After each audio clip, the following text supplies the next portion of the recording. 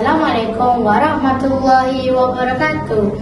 Nama saya Nur Aisyah Nadira binti Amran dari kelas 5 Ibn Sina. Hobi saya membaca buku dan berkebun. Pada hari ini, saya akan memberikan ulasan tentang salah satu buku yang saya minati, iaitu Kisah Hidup Sayyidina Abu Bakar As-Siddiq yang ditulis oleh M.K. Riza dan Azinul Fitri. Buku Kisah Hidup Sayyidina Abu Bakar ini merupakan sebuah karya yang sangat menginspirasikan dan menyentuh hati. Ia mengisahkan perjalanan hidup seorang sahabat agung Nabi Muhammad SAW, iaitu Abu Bakar As-Siddiq, tokoh yang terkenal dengan keimanan yang teguh, keikhlasan yang luar biasa, dan pengorbanan tanpa batas.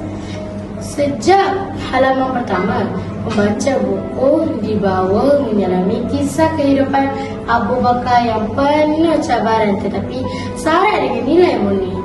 Gaya penulisan yang santai namun bermakna menjadikan buku ini mudah difahami peringkat umur, terutama murid sekolah. Ilustrasi pada kulit buku yang berwarna-warni dan moden yang juga menarik perhatian serta memberi gambaran bahawa kisah sejarah boleh disampaikan dengan cara yang kreatif dan segar. Apa yang wow tentang buku ini ialah bagaimana ia berjaya menonjol sifat setia Sayyidina Abu Bakar kepada Nabi, bukan sekadar sebagai sahabat, tetapi sebagai insan yang sanggup berkorban harta, tenaga dan nyawa demi negara.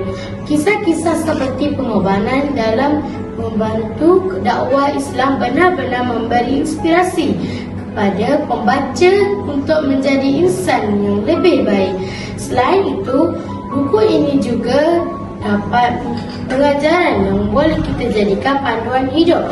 Nilai seperti kejujuran, kesetiaan, keberanian dan kasih sayang dipaparkan dengan jelas melalui kisah-kisah yang diceritakan. Ia bukan sekadar buku sejarah, tetapi buku motivasi yang mampu membentuk akhlak dan jati diri. Secara keseluruhannya, Kisah Hidup Sayyidina Abu Bakar adalah sebuah buku yang sangat sesuai dibaca oleh semua, khususnya pelajar yang ingin mengenali tokoh Islam yang hebat. Buku ini bukan sahaja menambah ilmu, malah menyentuh hati dan memberi inspirasi kepada untuk mencontohi kepribadian mulia Abu Bakar. Kesimpulannya, buku ini memang power, penuh inspirasi, syarat pengajaran dan sangat berbaloi untuk dibaca. Sekali baca, pasti terasa dekat hati. Sekian, terima kasih.